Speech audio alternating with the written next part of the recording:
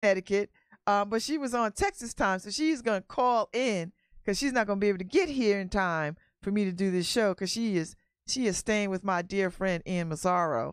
You know, Ann is an activist through and through, and she knows all the best activist people. So anyway, Candace is gonna call in a minute, and we're gonna have a good conversation about Black Lives Matter, Houston, and all the other stuff that she's doing that came out of Black Lives Matter. I mean, she is really doing this. So let me see. Let me pull up some information so I can talk about her. Candace Weber, a Black Lives Matter Houston activist and registered nurse, was looking for a way to center and celebrate the voices and concerns for Black women. And like many Black feminists, she felt excluded by the mainstream Women's March and tired of seeing the work done by Black women go unrecognized. Girl, say it. So after attending a march for Black women in Washington, D.C., Weber and fellow activist Nisha Randall, co-founders of Houston Rising, decided to stage a similar rally in Houston, a place for Black women to gather and call attention to issues facing their community. And the result is the March for Black Women Houston. So that was, I think that was like last year, 2017. I'm reading from the, I'm reading from the Cron, the March 2nd, 2018 edition. So she's going to come on, she's going to talk to me about all the stuff that she is doing. So I'm waiting for her to ring my phone, which she'll do in a few minutes. And we're going to have a good conversation about why the need for Black women needed, and will others follow suit in across the country? And I think they are. So this is gonna be a good conversation. I just want to hear her and talk to her, and I'm gonna see her for dinner on Saturday night too. So she's gonna call in any minute now, and then we're gonna have a good conversation because these Black women out here, we are out here in these streets. And we're not waiting for these white women to sort of tell us or help us or show us what to do. We are right now doing what we need to do, which is what we have always done, been on the front lines. So she is an activist from a long time. She comes from a long line of women, as we all do, of standing in these spaces, advocating for women. So let's see. Is this... I'm trying to see where she is, and have her call in. I told her 5 minutes, so she should be calling in any minute now. And we're gonna get this conversation started because we got a lot to do and we got a lot to talk about, and everything about our community is under siege right now. And I want to hear what's going on in Texas. I want to hear what that looks like in Texas and Houston, and where else she sees this movement moving to. So from Black Lives Matter to focusing solely on Black women is pretty revolutionary in and of itself. So we shall see. We shall see. Thank you, Brian, for there she is. So I can... Good morning, Candace. Good morning. How are you? How are you, girl? I'm good. I'm very good. Enjoying this weather. Oh, thank you. It's good weather. Well, right now it is. Great weather right now. I just left like 95 degrees in Texas. So yes, yeah. Well, it could snow any minute here in Connecticut. Let me tell you, it's nice. That's but what I hear. Tomorrow it could drop down to 20 degrees and start snowing. Oh wow. So there's extremes everywhere. Oh, as I tell my producer, my Harry Droz, who is not here, but he's a Trump sympathizer, and what I say to him is, we didn't have this kind of weather under Obama. I love it. It was weather we could believe in when we had Obama. Yeah, there you go. I love that. I'm going to start using that too. You should. Because even Mother Nature is like #me too, right? So exactly. I love it. Welcome to Connecticut. Thank you very much. I am enjoying myself. I tell you what, my friend knows how to show me a good time. That Ann Mazzaro is boss. Let me tell you. Yeah, She's she boss. is. She is boss. Sure is. So, Yes. so let's get right into it. Tell me about what's going on in Houston. Now, you are a Black Lives Matter Houston organizer activist. Yes, I am. And yes, then you I moved into organizing solely for Black women, a Black Women's March. Did I get that right? Yes.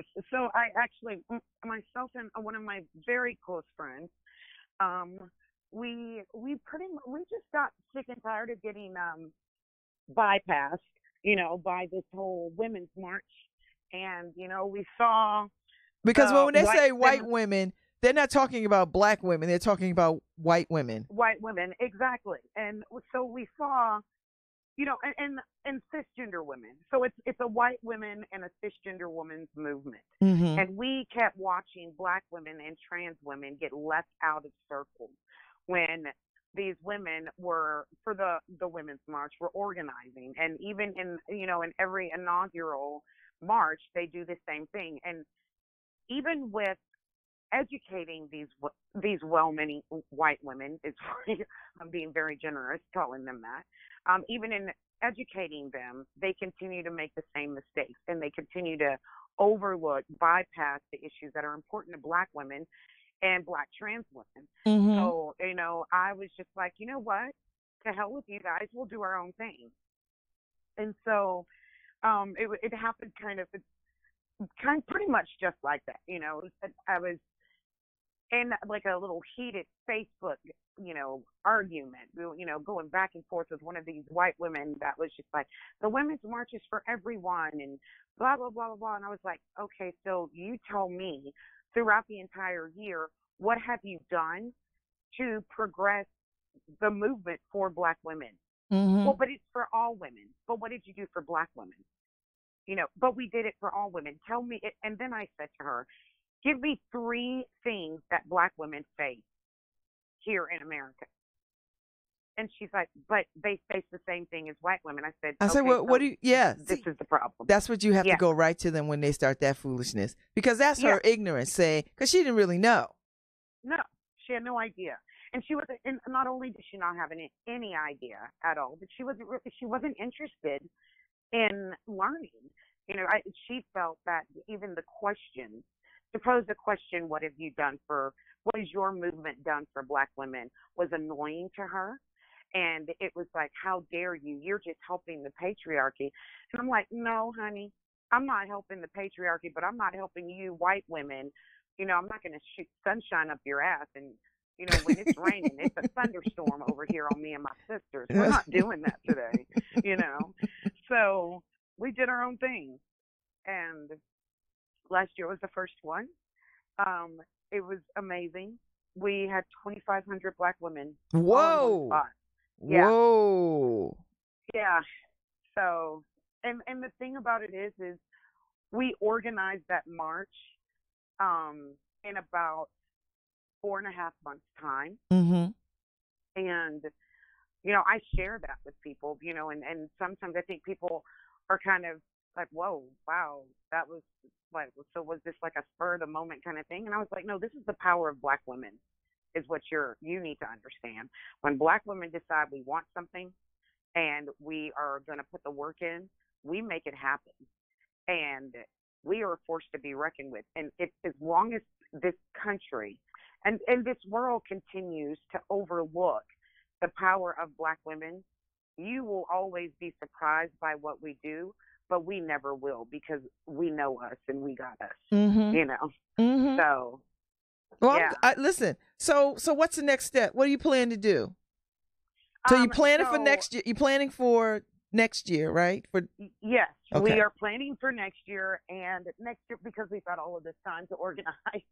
It wasn't like to hell with y'all, we'll do our own thing. Next year, our goal is to double the numbers. I think we're gonna do it. I know we're gonna. Oh, you're gonna do it? No, I wouldn't. Yeah. I wouldn't even worry about that part of it. Yeah, exactly. So we're gonna double the numbers. We actually we're in talks right now with Tarana Burke to be our keynote. Mm-hmm. So I just really saw her. exciting. I just saw her here at Yale a couple of months ago. She's phenomenal. Oh, she speaks truth to power.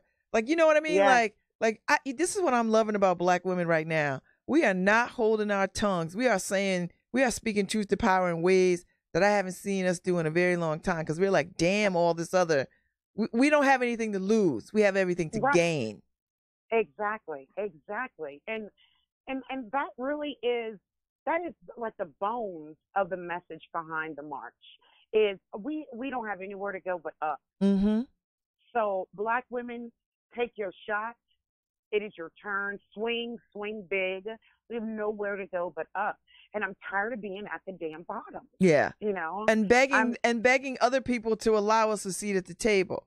You know what I mean? Yeah, like exactly. always trying to press them to let us in. You know what I mean? Like, right. Oh, let us be a part of let us, make way for us, make space for us, hold space for us. Nope. Right. I'm not interested in sitting at their table. Shit, I'm gonna kick their table over and I'm gonna build my own.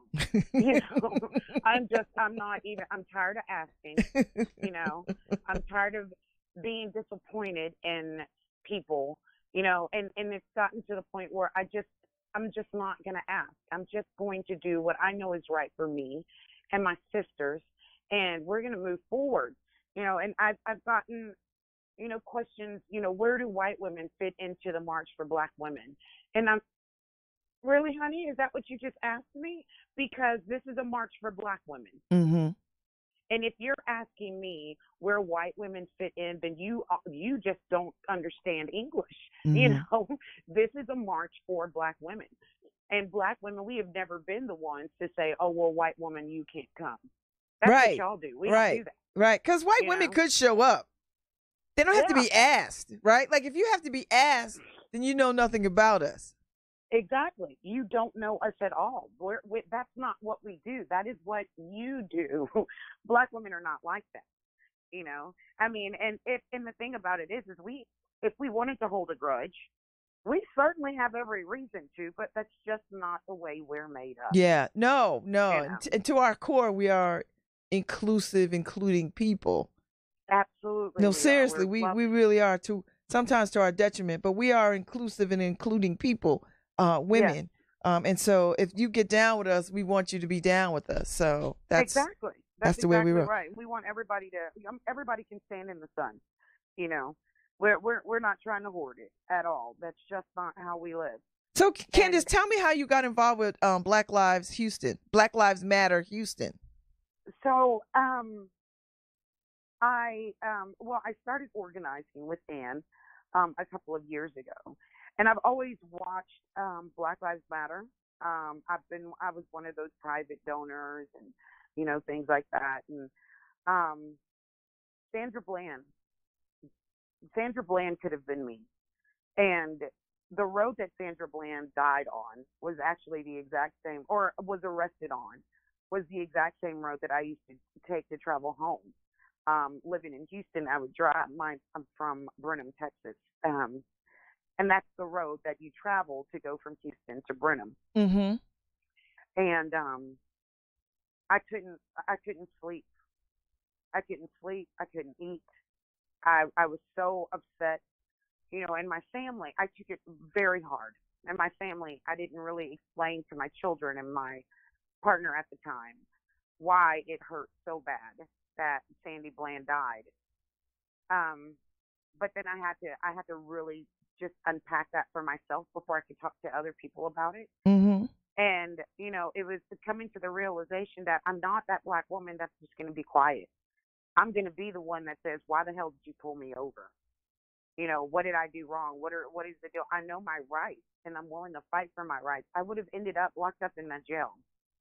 Mm-hmm. Had I been, and because it could have been, like when we say it could have been me, it could have been me. Literally, I could have been that Black woman on that road on my way to my mama's house and have gotten pulled over, and I would have said the same thing because I watched the video, and that man was horribly out of line. He had no right whatsoever. It was totally overstepping his power, and I would not have been okay with that. I wouldn't have taken it. I would have ended up in that jail. Okay. And Sandra Bland it was a direct hit to my own mortality. Wow. And yeah, I couldn't take it anymore. I couldn't stay silent, and I couldn't just donate money and hope that everybody was okay and nobody got arrested or kids didn't get hurt while they were out there protesting. It's like when your mortality is taxed in that way, I didn't have any other choice but to get up and move. Mm-hmm. So I did, and I was well received by the organization in Houston. But I'd been doing, some work on my own. And I've been such a fan and a follower of the founder, Ashton. But even still, I'm a black woman. I'm suspect of black men too. You know what I'm saying?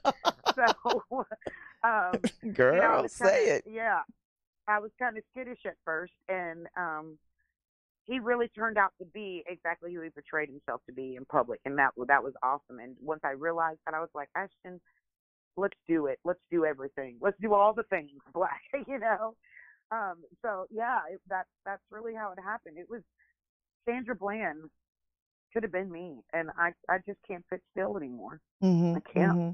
And I think a lot of women felt that way. Like, and not just women in Texas. I think women felt that way a lot of places because it played into a lot of fears about the way we are perceived as sassy, the way we are perceived as uppity, the way we are perceived as loud, the way we are perceived as bossy, and all these things that people label us as, Right. and Absolutely. we all understood what had went down when she got stopped. Mm-hmm. We all in our spirit were like, here was this white man trying to put her in a place. Yep. Trying to put her in a place that she wasn't having, right? Because your rights. And because he couldn't put her in her place, he had to kill her. Yeah, that's exactly right. That is exactly because that's the ultimate. I'm gonna show you, right? Right. I have the power to take life. Yes. And that is the problem with and justified power to do, like justification exactly right. To use the power to take your life. Exactly. State sanctioned killing is what it is. And I was so furious, and then to see all of and hear all of the conversations surrounding Sandra Bland's death. I mean, I was in a constant state of just anger and frustration for a very long time because of the stereotypes. Well, she should have shut her mouth, and how black women are. Y'all always want to fight. And some of this is coming from black men. Yeah. And I'm like, yeah. So you want your mama manhandled like that? Yeah. Your mother's life. Like nobody stood up for us. Like nobody had our backs. Right. Exactly. Nobody had our backs. And I was just like, what the hell with all of you? We'll do this for ourselves. And I have been since then on this. I've set myself on a trajectory to bring down patriarchy in our communities, in the black community, as well as the white community. But specifically, I am going to bring it down for black women. I'm tired of us having to be somebody's mammy or somebody's whore or somebody's angry something. And we can be all of those things if we choose to be, but you're not going to relegate me to just those three stations in life. I'm not having it anymore, And so Candace, would you say that that your Women's March grew out of this experience? Like, the Black Lives Matter is one thing, but to grow a Black Women's March out of that, I mean, is that correct? Is that an honest leap? I think it was a combination, definitely. But yes, it did. All the experience that I've gained in Black Lives Matter definitely put me in a position to be successful doing the March for Black Women. But it was a combination of, seeing Black women be portrayed poorly in our country, not getting the respect that we deserve. It also came from the fact that when Black men die, we march in the streets. Right. Black women die, people are just like, it's not the same response.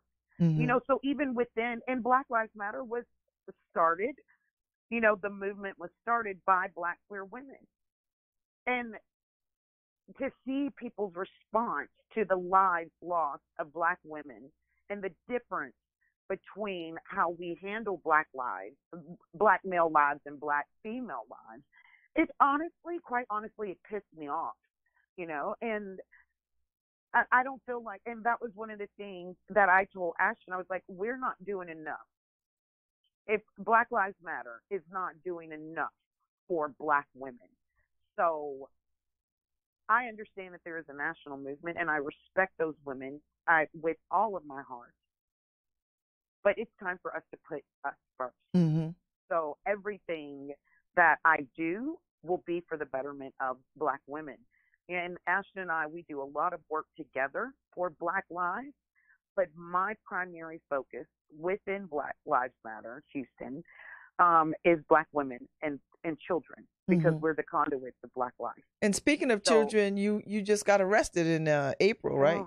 At the school board meeting. April 24th. I will never forget that day. Well, because I'm reading it in the Houston Chronicle, right? The Houston Chronicle, and you got arrested, you and a couple of other people, for voicing your concerns. Yeah. Well, it's fighting for Black children, and the Texas Education, agency, and the board of trustees in Houston, they had decided they were going to close 10 schools in Black and brown communities. Of course. And we weren't having it. We were just like, no, you're not going to do that. Our children deserve school. And our children shouldn't be bused to white neighborhoods, or, put in the situation, because there's turf issues, put in situations where you're going to bring kids that live over here in this neighborhood, who you full well know do not deal with kids that live over here in this neighborhood for whatever reason. These kids don't even understand why they don't like each other. They just don't. But we're not going to put all of these kids in these tense environments to suit you. So if we got problems with school, if it's problems with money, cut everybody and then redistribute. So everybody has enough, because there's enough for everyone, mm-hmm. And come in. And we were just like, no, you're not closing our school. So we decided that we were going to take action, and we organized. We showed up at the school board meeting. We, of course, we did a lot of education around what was actually happening in HISD, because once again, Black people didn't even know the full story. They didn't know that they had options. They didn't know that they could fight those school closures. They have the attitude of, well, this is just what this is what's got to happen because that's what the board says. And I was like, no, honey, you elected them. They are elected employees. They don't run shit. They work for you. Mm-hmm. So you don't want these schools closed. We need to show up and tell them we're not closing these schools. So we did. And one of the board members, and HISD police officers were heavy in the building, but they knew we were coming. And there's always a heavy police presence when there's Black people, so we were not surprised. Absolutely. By that at all. Right? Isn't that always the That is always the case. It's all over this country. All over this country. It's always true. Always. And we're not the ones tearing up stuff. We're not walking into schools killing people. We're not trashing. We're not doing any of those things, but yet we always have a high police presence at meetings. Absolutely. Absolutely. We always have a high police presence. So, and we weren't surprised by this at all. And we had people lined up, back to back, one after another, speaking out against closing these schools. They had decided they were going to vote on the closure that night, and we knew that night was going to be the vote for closing those schools. And we decided, you know what, before we let you vote to close these schools, we'll shut this whole damn meeting down, And so we got up to speak. I actually got up to speak, and it was very frustrating. I was infuriated because the president of this board is a Black woman. The two trustees that are in these districts, these schools primarily fall within their district zones, are Black women. And so I was like, so y'all sisters really going to just close these schools for our kids? And you think we're going to let you do this? Do you think we're going to let you hold not any political office ever again in this city if you undo our children's education? And it really it upset them. I didn't care, you know. So the board president, you know, she's like, clear the room. We want everybody out of here. And of course, what do the cops do? They target the black people first.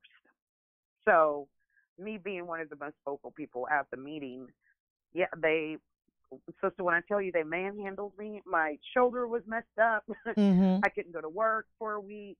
But yeah, they threw me in jail that night. And of course, they released me the next morning because you arrested me because I irritated you. That's really what it all boiled down to.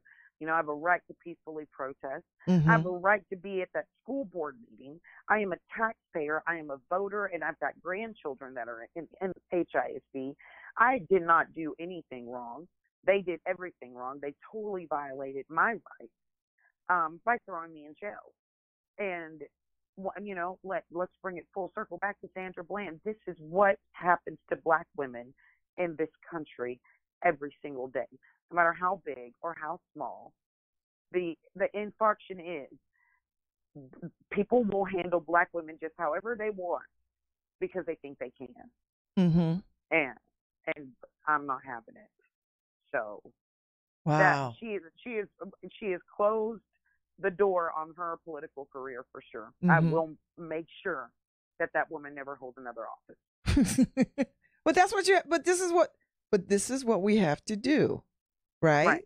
Because for too long, these folks have got into office and been to our detriment. Yes, they have. And, you know, that's why education, activism is so important, because politicians, you cannot count on them to tell you the truth and the whole truth.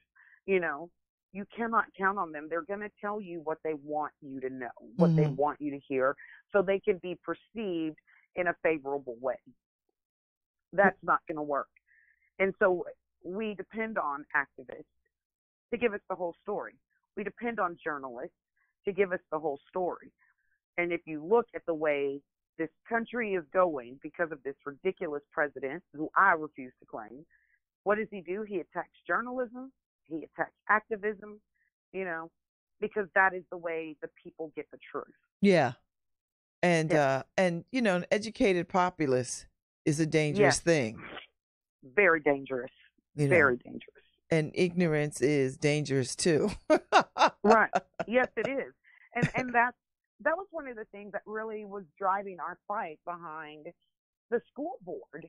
You know, when you control the information that people receive, you control the people. And I'm looking at school books and textbooks right now that are completely trying to rewrite the history of the black man in this country. Oh, I know. We were not indentured servants, you know, or guest workers. We didn't come here. You know, our ancestors were drugged here, you know, in boats and chains, raped and beat and mutilated. You know, that was not a fun journey for Africans to take to this country. And we're not going to let white people rewrite that history. You need to own it, and you just sit in it, because you need to understand what your people, what they collectively have done to my people, and what the potential that your people hold, and the benefit, and the generational benefit of that Middle Passage to this day. That the benefits that people have, people are still benefiting. Universities, white universities, are benefiting from from slavery. They're still benefiting from it, you know. And then to not want to have the conversation, the bare minimum, have the conversation, you know, and acknowledge that you exist because slavery existed in this country. That's how you exist, you know, to not have the bare minimal conversation. I think that's the insulting part, right? Like that's at the source of the pain for us. Like, you don't even want to acknowledge that you exist because you brought us, you enslaved people to exist. So. Right. No, and yeah, but white people get very uncomfortable when we start talking about racism and we start talking about slavery.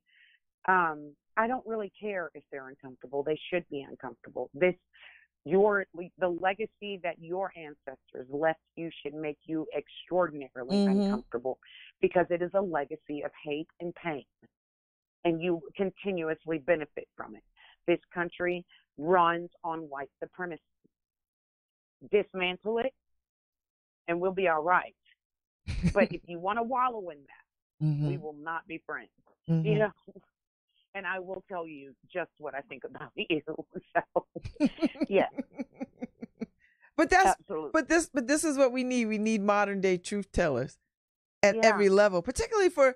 And listen, this is a good time for Black women, because as I said earlier, we are not here for it anymore. Black women are running for office. Black women are activated in their communities. I mean, we've just had I just feel like we've had enough of kumbaya and trying to get everybody to the like, nope. Listen, the train has left the track, and if you ain't on it, you ain't on it. Exactly. And I'm not waiting anymore.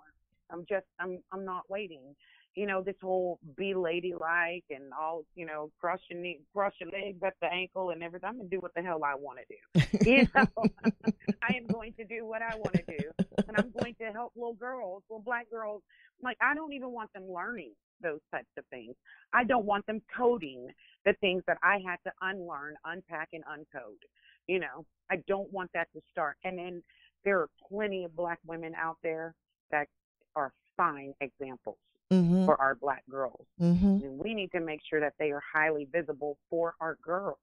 And I am so excited to see Black women stepping up and running for office, and occupying all of these spaces that for so long those doors were closed to us. Right.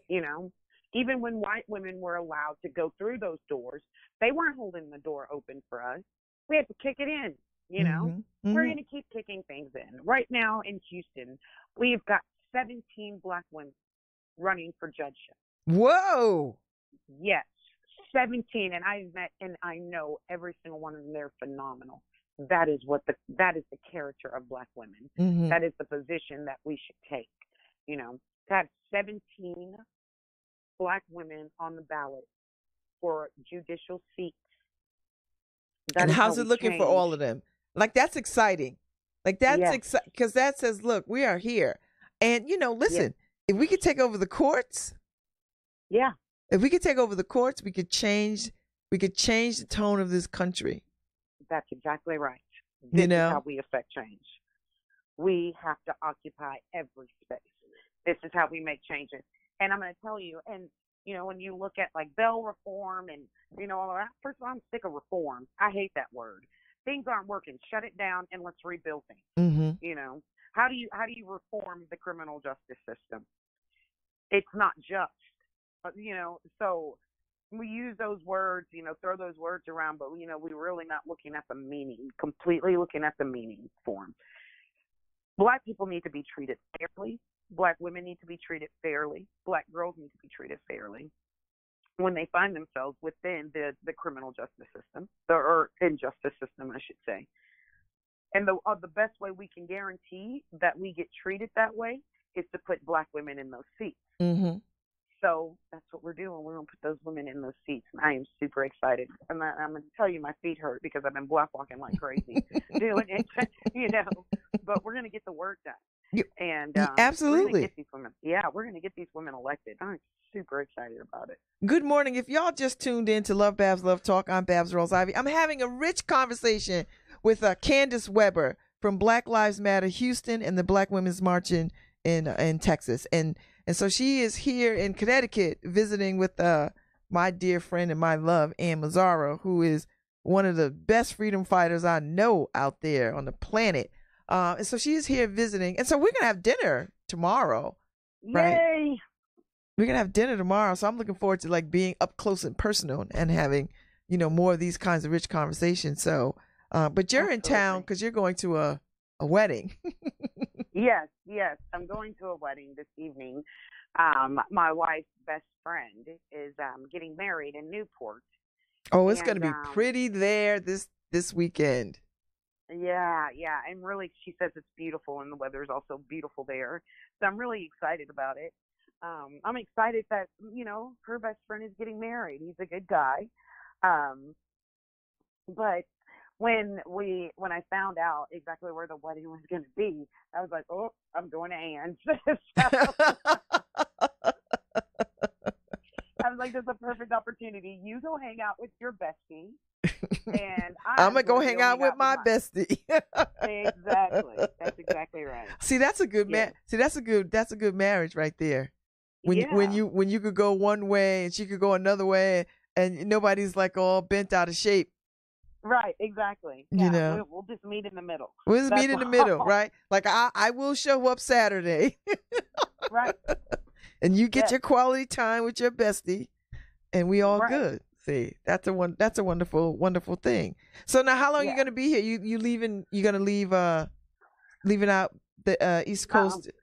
I think we're gonna head out on Sunday. Oh, okay. So yeah. Well. I'm still in Anne for the day, and I just lost my earpiece. Sorry.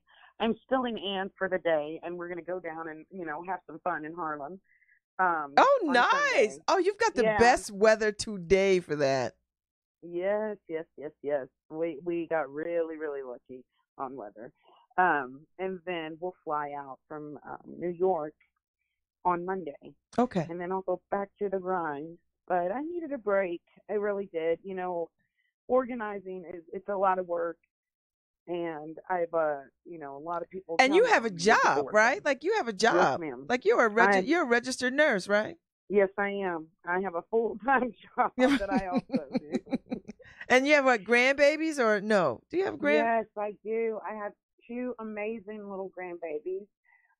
Evie is 4 months old, and Amelia is 4.5 years old. Mm-hmm. Amelia is my little heart baby. She's a warrior. We almost lost her. Um, she was born with a very rare heart disease, and we didn't catch it until she was 4.5 months old, and she was in cardiogenic shock.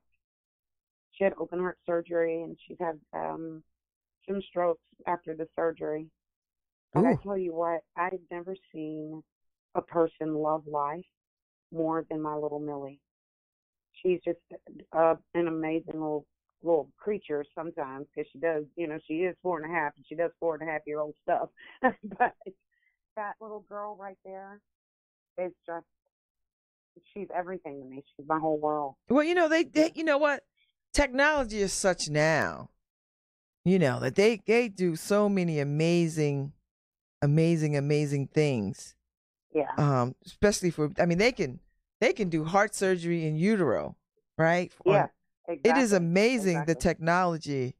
Yes. What it would have been a death sentence for folks just a decade Yeah. ago is, now it's just, like commonplace kind of things. Yes.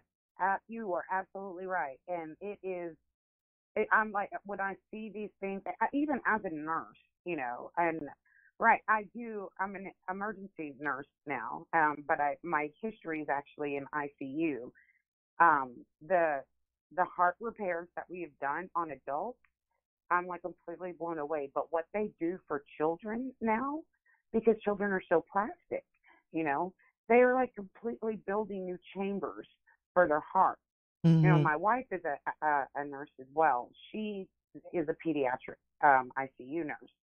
She comes home and she tells me all these stories, and I'm just like, I cannot believe that we have these capabilities at this point, and working with babies, that's not something that I can do. I'm be very honest with you. That is not my strong suit. Because I end up crying harder than the babies if I have to stick them. I have a soft spot for the children. So I hear all these things that my wife does at work every day, and I'm just completely in awe of her, and I'm in awe of these children, and their little spirits. They're such fighters. Mm-hmm. And I'd rather deal with the grumpy old adults that have had some life to live, and it's never easy to see people die, but I can reconcile in my mind the death of an adult a whole lot easier than I can the death of a child. And so yeah, my wife is a total badass. People think I'm a badass. I'm like, no, you haven't met Mrs. Weber. So how are you taking care of yourself as we wrap up this conversation a little bit? But because listen, we're on the front lines of activism. Like, you are on the front lines, and it is challenging and difficult and exhausting. So, and Black women, we are not the best ones for self-care. I mean, we're not. From Harriet Tubman to Ida B. Wells to all of us, we are not. We have never been good at taking care of ourselves. So, what are you doing? Right. How are you shoring yourself up for this work? Well, you know what? I unplug. I go. There are times that I will go several days and I don't talk to people. I don't. I only deal with my family, and I don't even deal with all of my family sometimes.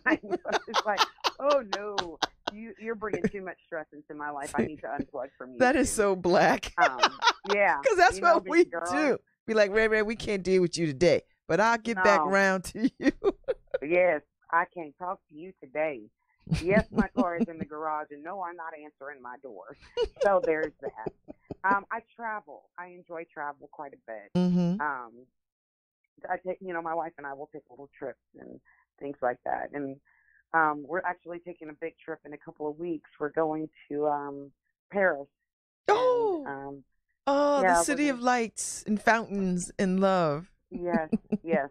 So those are the things that I do, really, to take care of myself. But you hit the nail on the head when you said Black women are not good at it, at self-care. I do have to be reminded quite often, and I'm grateful for my wife, to have my wife in my life, because I will just go and go and go and go, for weeks, sometimes months, and I don't unplug and I don't stop and slow down. And my wife will say, you're kind of cranky. Maybe you need a break.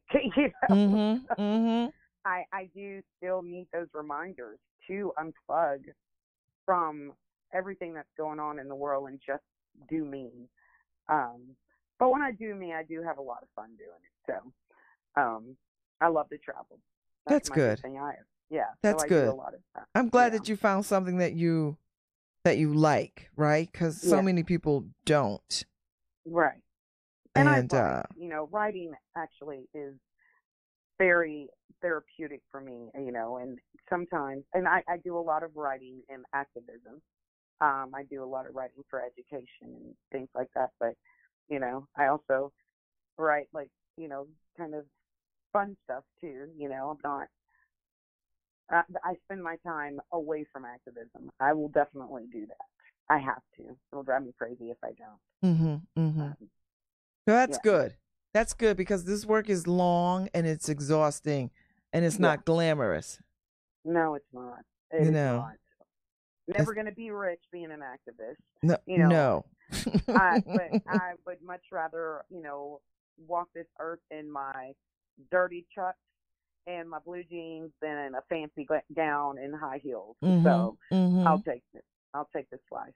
Well, it is lovely to talk to you. I look forward to seeing you Saturday. I'm looking forward to meeting you as well. I have heard so many wonderful things about you. Well, you're good people. I hear good things. And if you're a friend with Ann Mazzaro, then you are definitely good people. Definitely good people. And I was quite moved by the reason why you got heavily involved, because of Sandra Bland. And hold that, because we need to hold that sister still in our spirit and as a beacon for us to continue to stay in these streets and fight. Absolutely. We can't be silenced. I will forever remember Sandra Bland. Yeah. And you're in Texas, and that's real. I mean, that's that's very real. So, right. Absolutely. Absolutely. I look forward to meeting you. Thank you, Candace. I appreciate your time, and welcome to my state. Thank you. Thank you. Thank you. So enjoy the rest of your day. I know y'all got things to do. Yeah, And we're about to get started. yeah, So so thank go you get so it much. in. Get it in, get it in. And I will see Yes, you tomorrow evening. yes, I will see you tomorrow evening. Thank you. Thank you so much. Thank you. You're welcome. Bye bye now. Bye-bye.